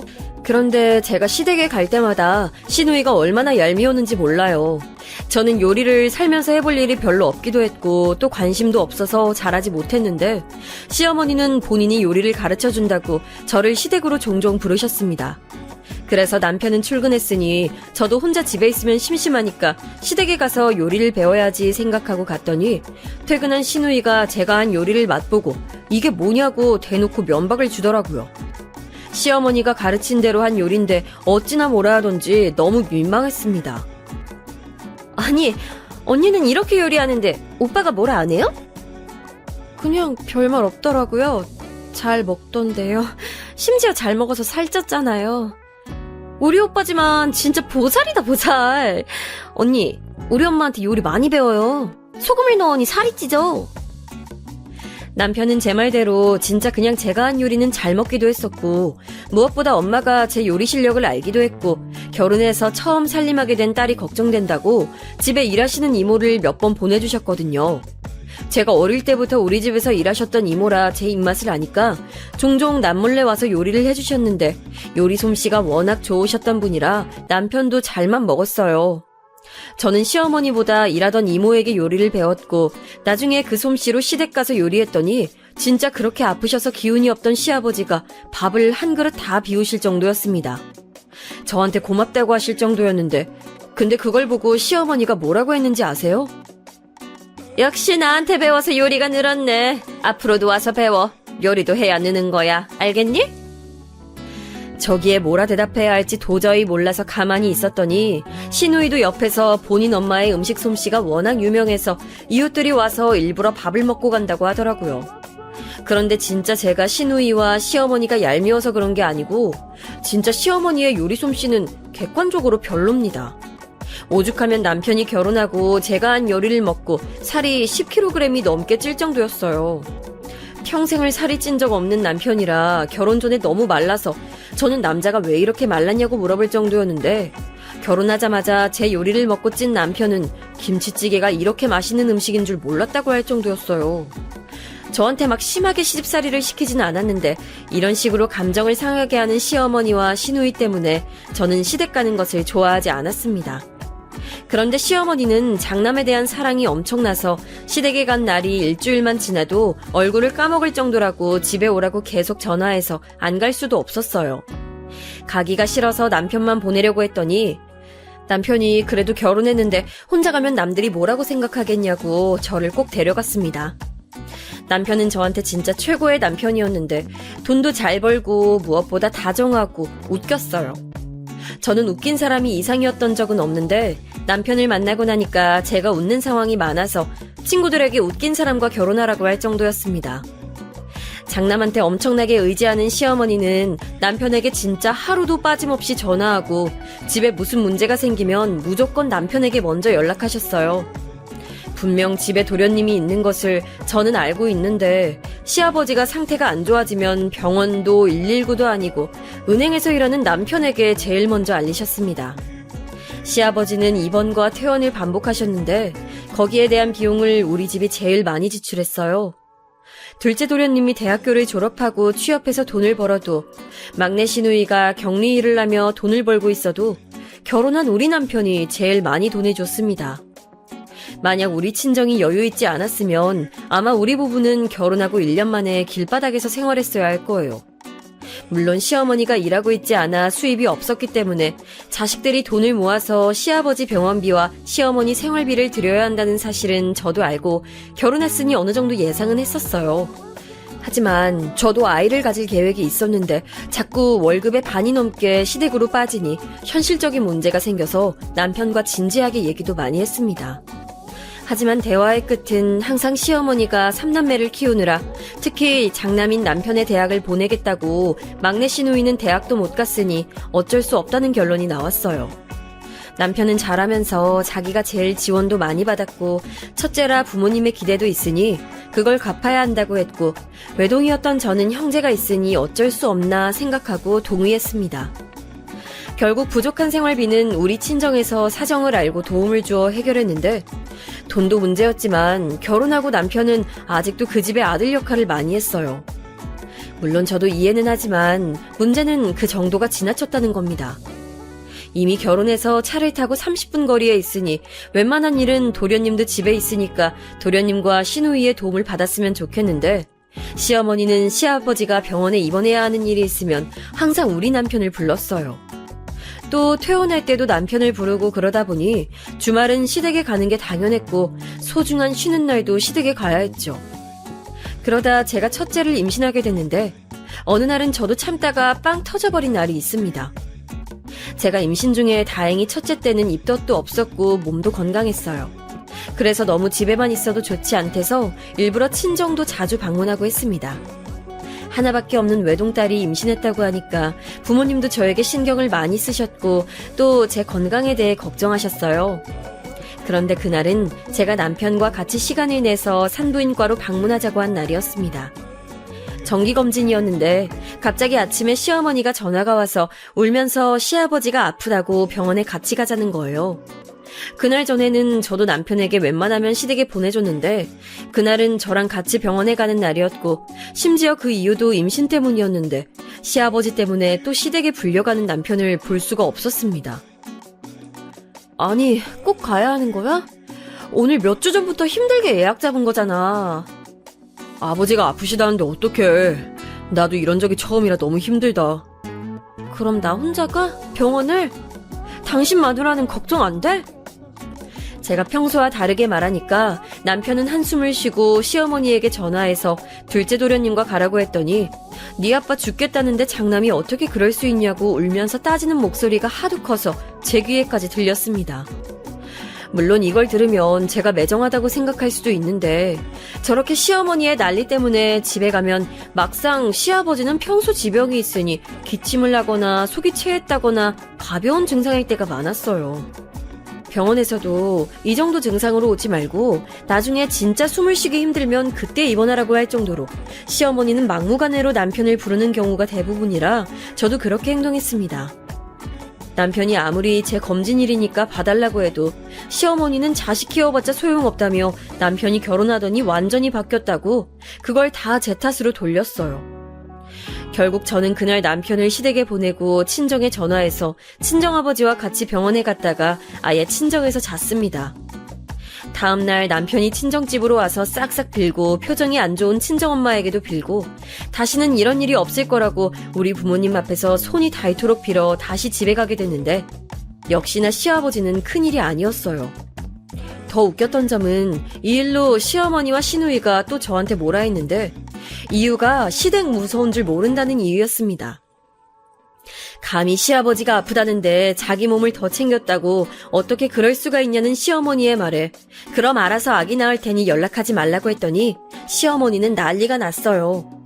남편도 중간에서 너무 곤란해하고 둘째 도련님은 방관하고 시누이와 저도 서로 신경전을 벌이고 결국 어떻게 또 진정됐는데 이 계기로 시어머니는 우리 딸을 태어났을 때부터 그리 좋아하지 않았습니다. 처음엔 남편에게 집착하는 것을 보니까 남아선호 사상이 하도 심해서 첫째 아이가 딸이니까 저런가 보다 생각했는데 딸이 자랄수록 그건 아니라는 걸 알게 됐어요. 첫째를 낳고 그 뒤로 둘째 도련님은 결혼했는데 속도 위반으로 결혼해서 결혼식은 아기를 낳고 했습니다. 동서의 품에 안긴 서방님의 아기도 딸이었는데 시어머니는 마치 저 보란 듯 시조카를 예뻐했어요. 그러든가 말든가 이미 우리 딸은 친정에서 넘치는 사랑을 받는 중이라 신경도 쓰이지 않았는데 제가 반응이 미적지근하니 시어머니의 유치한 비교는 심해졌습니다. 정확히 우리 딸이 시조카보다 한 살이 많은데 말도 못하는 아이들을 비교하더라고요. 유미는 저 때 걷지도 못했는데 소진이는 벌써 걷네? 엄마를 닮아 그런가 보다? 유미는 저희 딸 이름이고 소진이는 서방님 딸 이름인데 분명히 우리 유미가 소진이보다 발육 상태가 훨씬 빨랐고 그걸 엄마인 저는 당연히 아는데 굳이 저렇게 다 있는 자리에서 저러더라고요. 시누이는 옆에서 소진이가 동서를 닮아 얼굴도 예쁘다고 했는데 일부러 저를 긁는 게 티가 나서 그저 웃겼습니다. 시어머니와 시누이가 저럴 때마다 저는 동서가 미운 마음보다는 속이 다 보이는 시댁 식구들이 그냥 웃기더라고요. 그렇게 저는 딸을 낳고 아들도 낳았는데 친정에서는 제가 아이를 둘이나 낳으니 너무 좋아하셨습니다. 특히 친정아빠가 아들을 낳으니 그리 좋아하셨어요. 아빠는 제가 딸이라고 실망하거나 그런 건 전혀 아니었고 우리 딸도 손주라고 많은 애정을 주셨지만 우리 집에서 아들 유전자가 처음이니 신나셨습니다. 시아버지도 제가 아들을 낳으니 아픈 몸으로 저에게 고맙다고 손을 꼭 잡고 며느리가 들어와서 아들도 낳아주니 행복하다고 하시는데 시어머니와 시누이만 입을 싹 닫더라고요. 시아버지는 제가 병원비를 많이 들이니까 저에게 미안해하셨습니다. 시누이도 결혼하고 시어머니는 혼자 살게 됐는데 시누이는 결혼하며 직장을 그만두어 시댁에 돈을 단 1원도 보내주지 않았고 서방님은 동서 집안이 우리 집처럼 잘 살지 않는다며 생활비를 단 5만 원만 보탰어요. 그렇게 시어머니 생활비와 시아버지 병원비는 오로지 우리 남편의 돈에서 다 나가게 됐는데 저도 나중에는 얄미워서 주기가 싫었습니다. 그런데 친정엄마가 그때는 저에게 다 돕고 사는 거라며 100%의 저에게 돌아오는 게 있다고 그냥 있는 사람이 도와주자고 하시며 저를 달래셨어요. 그걸 남편도 아니까 저와 친정이 끔찍하게 잘했는데 가만히 옆에서 보면 남편도 참 안쓰럽고 본인도 얼마나 고통스러울지 생각하니 그냥 넘기게 됐습니다. 그냥 그때는 그래서 친정에서 우리를 많이 도와주니까 그저 감사한 마음만 가지고 있었죠. 그러다 시아버지는 유미가 초등학교 6학년 때 돌아가셨는데 문제는 그때부터 발생했어요. 시아버지가 돌아가시며 시어머니는 자식 3명을 불러서 폭탄 발언을 했습니다. 아버지가 돌아가셨으니 난 혼자 살 수가 없어. 안 그래도 너희 다 결혼하고 적적했는데 너희 아버지까지 집에 없으면 내가 어떻게 사니? 엄마, 난 엄마 이해해. 그럼 오빠들하고 같이 살아야겠다. 난 아무래도 딸이니까 신랑 눈치가 보이네. 엄마가 또 오빠들한테 참 잘했잖아. 이제 효도 받아야지. 시어머니가 폭탄 발언을 하자마자 시누이는 마치 그 말만을 기다렸다는 듯 말하는데 본인은 딸이라서 안 되니 오빠 2명이 알아서 하라는 말이었어요. 그 자리에 신우 남편도 있었는데 둘은 이미 말을 맞추고 왔던 건지 둘 다 놀라는 모습은 보이지도 않았죠. 그리고 제가 그 자리가 너무 싫고 불편했던 이유는 우리 부부를 빼고 이미 상의가 된 모습 같았어요. 서방님과 동서는 아무 말도 하지 않고 바닥만 바라보며 자기들은 사는 게 너무 힘들고 대출도 많고 소진이를 키우느라 너무 힘들다고 했습니다. 그러면 우리는요? 우리는 유일하게 3남매 중 자식도 둘이었고 이제껏 돈도 제일 많이 부담했는데 돌아오는 것은 오히려 시어머니를 모시라는 말이니 저는 황당해서 말을 할 수가 없었어요. 남편도 옆에서 처음 듣는 내용인지 얼굴이 새빨개진 채로 다들 너무한다고 이런 걸 이렇게 통보하듯 말하면 어떡하냐는데 이미 우리 빼고 결정된 사항이었던지 아예 확정되는 분위기였습니다. 그렇다고 진짜 시어머니와 같이 살기엔 너무 싫어서 제가 진짜 웬만하면 시댁 식구들 앞에서는 조용히 있으려고 했는데 용기 내어 말했어요. 아닌 것은 아니라고 말해야 하잖아요. 이대로 있다간 시어머니가 당장이라도 우리 집으로 들어올 것 같아서 용기 내어 말했습니다. 어머님, 자식들이 3명이나 있고 손주들도 있으니 차라리 자주 찾아뵐게요.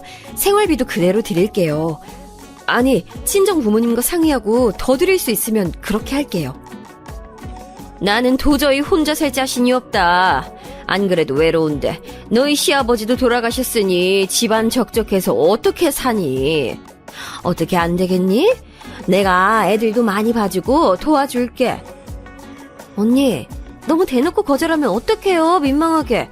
엄마가 적적하실 텐데 언니가 좀 봐줘요. 시누이는 가만히 있을 것이지 옆에서 계속 저에게 같이 살라고 하고 진짜 고통스러웠는데 사실 시어머니가 저러는 이유는 분명했습니다. 분명 우리 집은 친정에서 강남에 있는 고급 아파트를 사주셔서 거기서 살고 있었는데 평소 사치가 심한 어머니께서 그런 집에서 살 명분이 그때 말고 또 언제가 있겠어요. 그리고 아이들을 봐준다니 그 말은 전혀 말이 되지 않았습니다. 친정에서 제가 힘드니까 이미 많이 도와주고 있었고 아이들 교육비는 죄다 친정 아버지가 부담하실 정도로 이미 차고 넘치는 도움을 받고 있었어요. 시어머니의 도움은 바라지도 않았고 또한 시어머니는 우리 자식들을 그렇게 예뻐하지도 않았습니다. 오히려 동서 딸과 시누이 자식들을 예뻐하고 우리 집 애들은 보러 가도 시큰둥했거든요. 그러면서 하나 더 웃긴 얘기를 했는데 우리 집에 들어오게 되면 시댁집은 팔아야 하잖아요. 그 돈은 시아버지 병원비로 대출받은 게 있어서 그렇게 하기로 했는데 제가 알기로 대출보다 집값이 더 비쌌어요.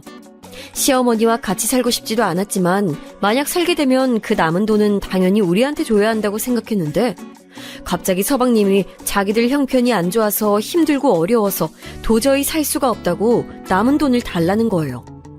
그렇게 되면 우리가 시어머니를 모실 이유는 더욱 없어지니 저는 대놓고 서방님에게 그럼 어머니도 모시고 돈도 받아가라 했더니 상관도 없는 시누이가 저한테 뭐라고 했는지 아세요? 시누이만 없었어도 제가 그렇게 화가 나서 온몸이 떨리진 않았을 것 같아요. 어머 언니, 진짜 해도 너무하네요. 있는 사람이 베풀어요. 왜 그래요 진짜? 너야말로 왜 그래? 새언니에게 못하는 말이 없어. 새언니 친정 여유 있는 거 여기서 모르는 사람 있어? 진짜 그렇게 살지 마세요. 남편이 옆에서 뭐라 하니까 자기도 너무 황당하고 눈물이 난다며 바로 자기 남편을 쏙 데리고 시누이는 나갔습니다. 황당해서 허공만 바라보는 저에게 동서는 형님이 이해해달라며 자기들이 돈이 없어서 외식도 못하고 있다고 제 손을 잡고 눈물까지 보였습니다. 저는 일단 남편과 상의하고 결정하겠다고 하고 도망치듯 시댁을 나와 남편 차에 탔는데 너무나도 충격적인 소리라 아무 말도 나오지 않았어요. 남편은 그때부터 울기 시작하더니 집에 도착하고는 안방에 들어오자마자 무릎을 꿇고 저에게 미안하다고 그런데 한 번만 눈 딱 감고 자기 엄마와 같이 살면 안 되겠냐고 했습니다.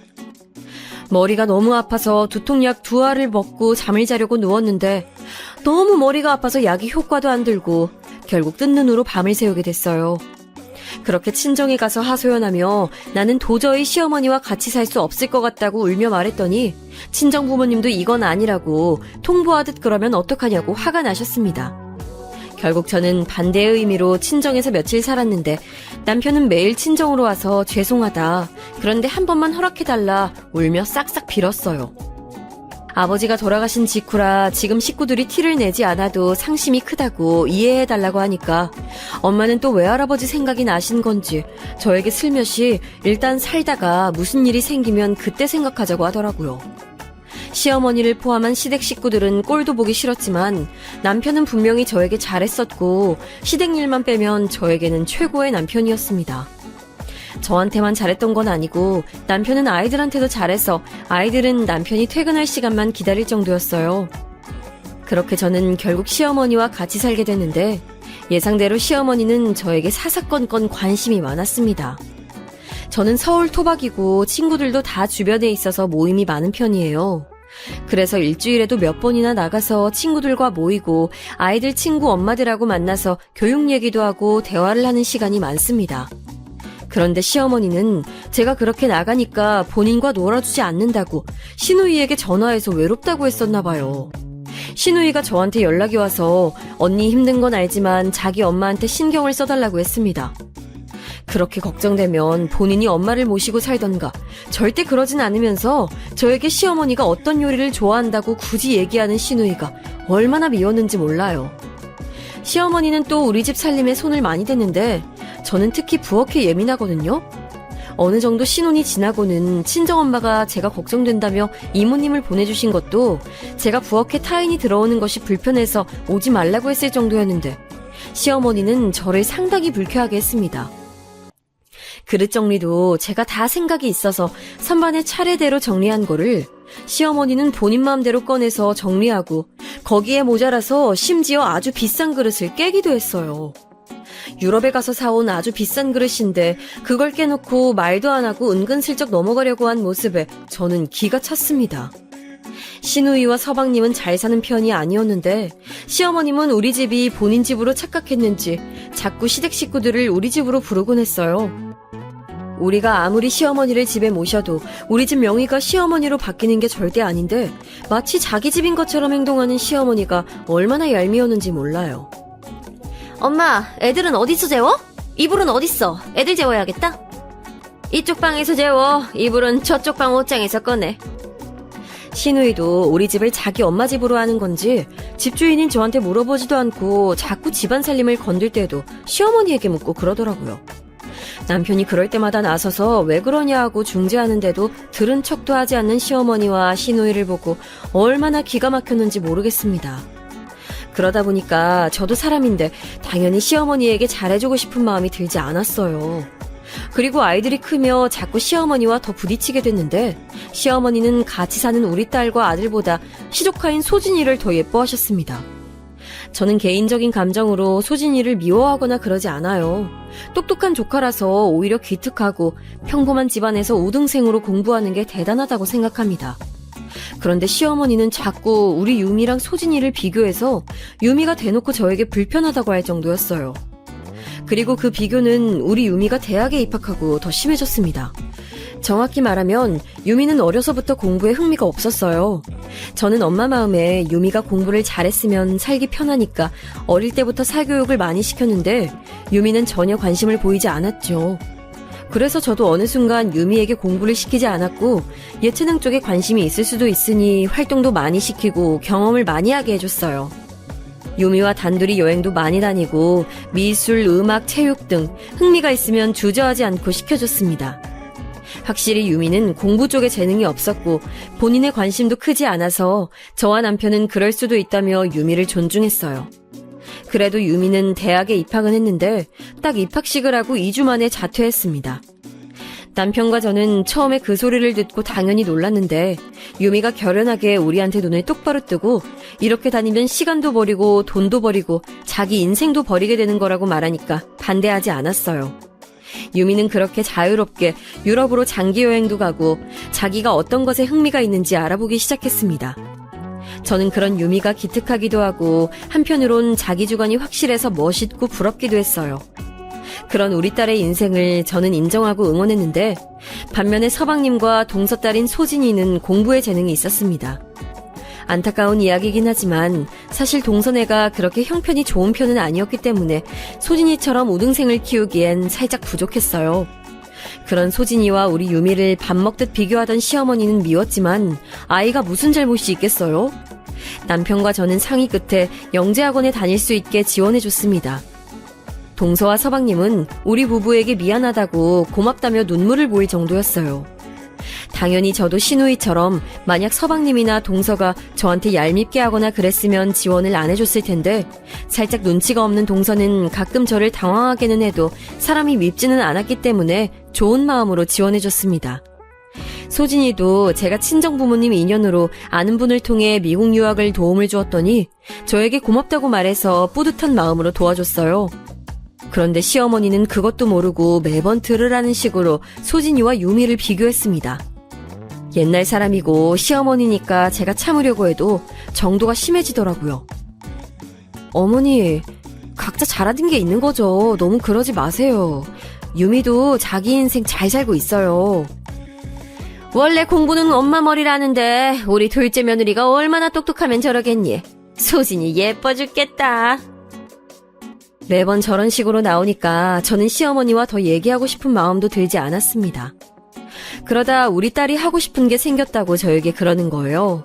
어릴 때부터 꾸미는 것에 관심이 많았던 유미는 화장을 배우고 싶다고 했습니다.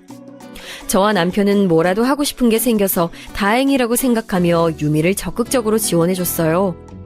친정 부모님도 인생 살며 남들의 인정을 받는 게 중요한 게 아니고 자기 만족이 제일 중요하다고 유미에게 하고 싶은 것을 찾은 건 축복이라며 많이 응원해 주셨습니다. 유미는 그렇게 응원을 받고 화장을 전문적으로 배우고 이것저것 건들더니 배우들 메이크업 아티스트가 되었고 누가 봐도 성공하게 되었어요. 돈도 많이 벌고 화장 실력이 좋아 불러주는 곳도 많았고 제 친구들은 본인 자식들 결혼할 때 유미에게 화장을 해달라고 벌써 부탁하는 친구도 있을 정도랍니다. 제가 제 딸이라서 그런 게 아니고 유미는 진짜 화장을 잘했고 무엇보다 본인이 그 일을 너무 즐겼어요. 야근도 많은데 자기가 좋아하는 일이라 좋다고 즐기면서 하는 유미를 보니까 저는 흐뭇하고 좋더라고요. 피곤해도 즐거워서 행복하다는 딸을 보며 어떤 부모가 그 일을 하지 말라고 하나요? 그리고 소진이는 미국에서 유학하며 대학을 나오더니 대학원도 거기서 다닌다고 동서가 저에게 말해줬습니다. 똑똑한 친구라 저도 좋은 마음으로 또 도와줬더니 동서가 눈물을 글썽이며 저에게 형님이 없었으면 우리 소진이도 성공하지 못했을 거라는 말을 해서 저도 마음이 뭉클했어요. 그렇게 유미도 소진이도 자기 인생을 잘 살고 있었고 우리 아들 재민이도 대학을 졸업하고 대기업에 입사해서 행복한 나날을 보내고 있었습니다.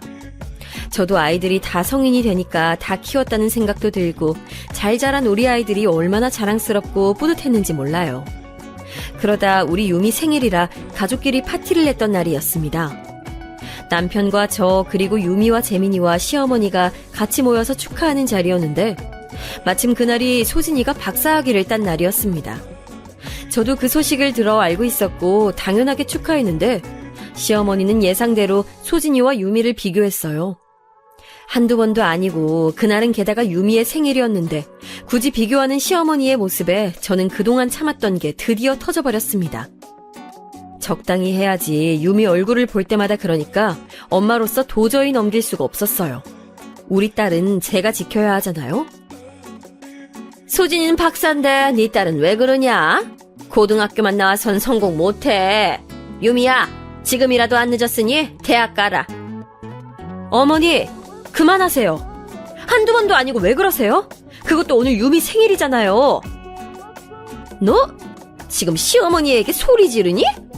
아니 내가 못할 말했니? 그러게 애초에 네 딸이 공부 잘했으면 될 일을 네 딸이 멍청한 걸 왜 나한테 뭐라고 하니? 뭐라고요? 그럼 그렇게 잘난 동선에 가서 사세요. 나가세요. 그러면 내가 못 나갈 줄 알아? 멍청한 고졸딸하고 평생 살아.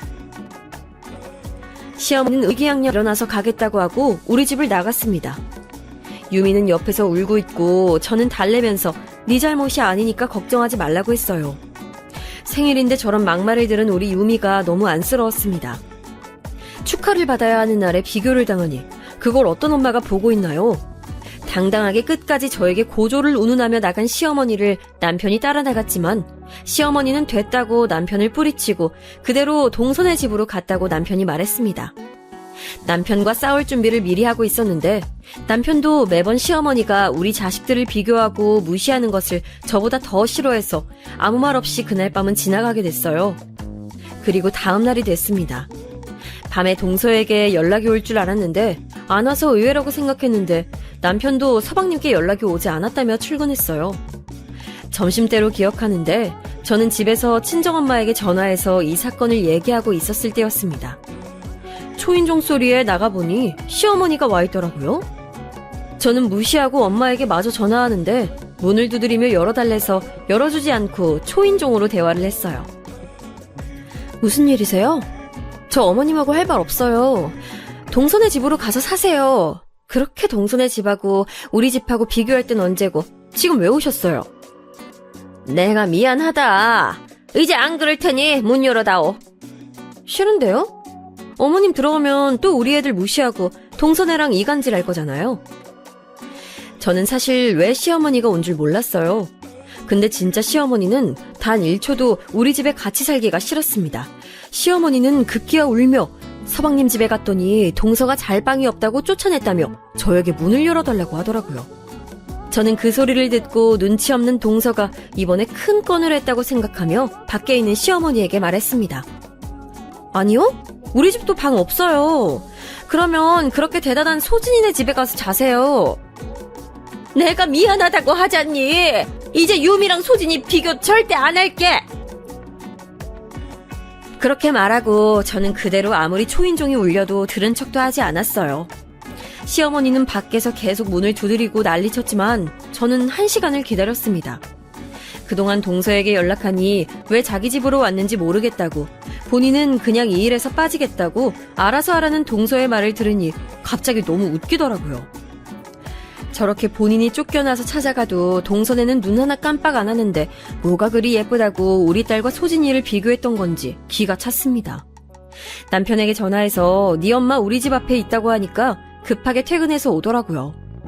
저는 그날 결국 어머니를 안으로 들이고 제가 친정에 가서 잤습니다. 친정에 도착하니 엄마가 저보고 오래 참았다고 위로해줬어요. 다음날 또 남편이 와서 싹싹 빌었고 결국은 시어머니랑 도저히 살 수가 없어서 대충 원룸을 하나 잡아서 시어머니를 내보냈습니다. 시누이가 연락와서 저보고 어떻게 사람이 그러냐고 따지길래 됐고 네 엄마 원룸 월세나 내라고 했더니 어찌나 소리를 지르던지 귀가 아프더라고요. 그동안 시어머니에게 들어간 비용과 시아버지 계실 때 냈던 병원비가 얼만지 들으시면 여러분들은 아마 깜짝 놀라실 거예요. 시어머니는 나중에 남편을 통해 소진이 미국에서 공부하고 박사가 된 것도 다 제 덕분이라는 소리를 듣고는 저에게 뭐라 하지 못하고 살고 있습니다. 더 통쾌한 것은 소진이가 중간에 한국을 왔을 때 가족들이 다 모였었는데 거기서 자기의 박사는 다 큰엄마인 저 덕분이라고 어찌나 길을 살려주던지 그동안의 서름이 다 씻겨 내려갔어요. 시누이는 처음엔 저와 남편에게 뭐라 하다가 나중엔 할 말도 없는지 입을 꾹 다물고 있었고 시어머니는 본인 화를 주체하지 못하는지 심지어 저한테 연락도 안 오고 있답니다. 시어머니 연락이 안 오면 오히려 제가 좋아서 아주 즐거운 나날을 보내고 있어요. 이 자유가 도대체 얼마만인지 모르겠는데 너무 즐겁습니다. 그렇게 무시한 우리 유미는 돈을 진짜 잘 벌고 있는데 그 돈으로 저와 남편에게 명품 가방도 사주고 본인도 행복하고 멋진 나날을 보내고 있어요. 마음 같아선 그동안 들어갔던 돈을 다 돌려받고 싶지만 남은 인생이라도 우리끼리 즐겁게 지내자고 남편과 얘기한 뒤로는 그냥 이대로 살려고 합니다. 남편에게 놀랐던 점은 본인도 시어머니와 사는 것이 힘들었다고 원룸으로 내보낼 때 본인이 나서서 적극적으로 내보내더라고요. 사실 옆에서 지켜보던 남편이 진짜 힘들긴 했어요. 안쓰러운 마음이 항상 있었는데 시어머니는 오로지 남편만을 바라보며 의지하고 기댔기 때문에 저는 오히려 그런 남편이 안타까워서 뭐라 하지 못한 것도 있습니다. 제 사연은 여기까지인데 어떻게 잘 들으셨는지 모르겠습니다. 긴 얘기 들어주셔서 너무 감사드리고 추운 겨울 행복하게 잘 지내시길 바랍니다. 감사합니다.